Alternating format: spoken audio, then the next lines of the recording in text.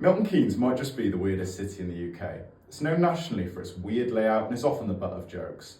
Even EastEnders has poked fun at the city recently, with a scene depicting it as something of a slum, which prompted the MP to get involved. It was created as part of the post-World War II New Towns Act as an attempt to build a future-proof city that would have space to grow and expand and wouldn't deal with congestion issues as many cities had begun to.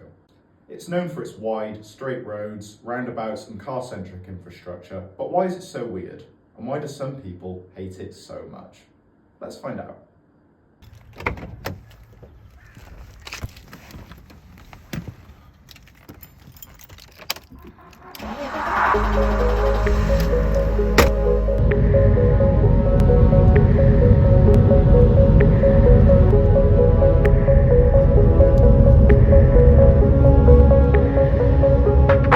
I've just arrived and it's already clear to me that this place is something different. There's a strange linearity about the place. It all seems to be straight road, roundabout, and another straight road.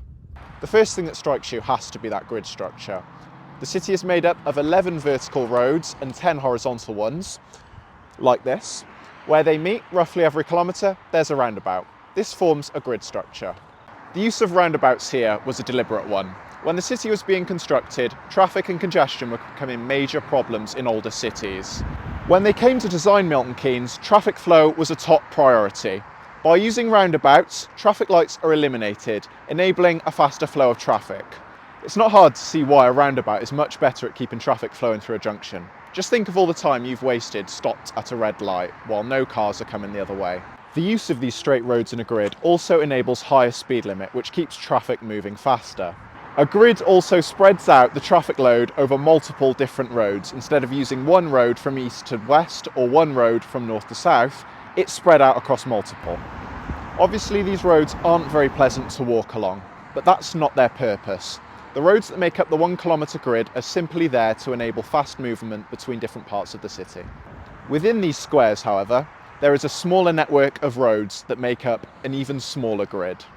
The whole city is almost like a series of Russian dolls. Take this street for example. It's residential with houses at both sides, yet it's a completely straight road, complete with a roundabout. But what's it like to get about the city as a pedestrian once you get out of the car? First things first, let's park the car.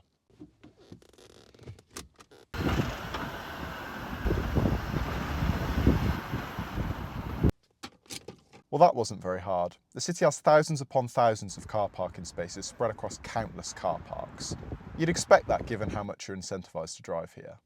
These main roads, with their multiple lanes and fast-moving traffic, are obviously not great to walk on, as any Milton Keynes hater will keenly tell you. But the city has something of a secret that few outsiders know about. These. Weaved in between the city's main grid is a network of over 170 miles of road. Wait, not road. These are paths for cyclists and pedestrians. Cars aren't welcome here. These paths are all well and good for getting around, but what about the high street? What's that like as a pedestrian? This is where things get really interesting. Where most towns and cities have a high street or a series of streets with most of their shops and amenities on, Milton Keynes is different. Most of the town centre amenities are located in a large shopping centre called Centre MK.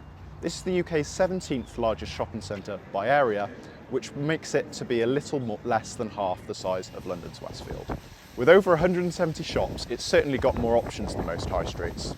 But don't be fooled. This wasn't created to give pedestrians a safe space away from cars, it was created to give drivers a place to park. After all, have you ever been to a high street with over 1,400 car parking spaces? Believe it or not, this is actually a Grade 2 listed building. And being in Milton Keynes, it's obviously laid out in a grid. Even the fascia has grid squares on it. An indoor high street is certainly something quite different, but is it really a bad thing? After all, the centre has lots of natural light and plenty of greenery throughout. Doesn't this all feel a little bit artificial though? This seems to be the exact problem most people have with Milton Keynes. Instead of a high street, there's a building with plants to make it feel like it's outside. All the roads are straight and linear. And even this lake is fake. It was built in the 1970s to control water flow into the River Ousel. All this lake and park is a byproduct of a flood defence.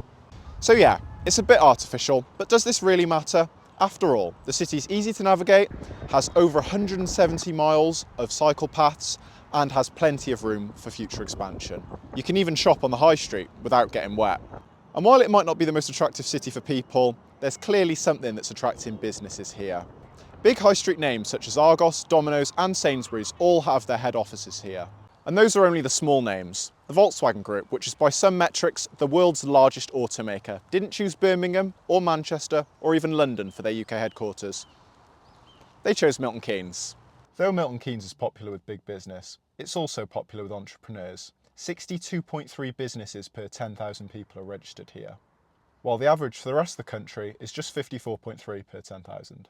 With a skilled workforce, plenty of space, and a location that's exactly halfway between London and Birmingham, which was no accident, it's no wonder to see why businesses love Milton Keynes. So, to answer my question from the beginning of the video, Milton Keynes is weird because it was built with a completely different set of rules in mind. While most cities have evolved over the centuries to accommodate people, Milton Keynes was built from the start with expansion in mind. It was built with plenty of space for people, and most importantly their cars. It was effectively built backwards, as the space was there before the people were. It was certainly an attempt at building the city of the future, but it seems it was a future that didn't happen.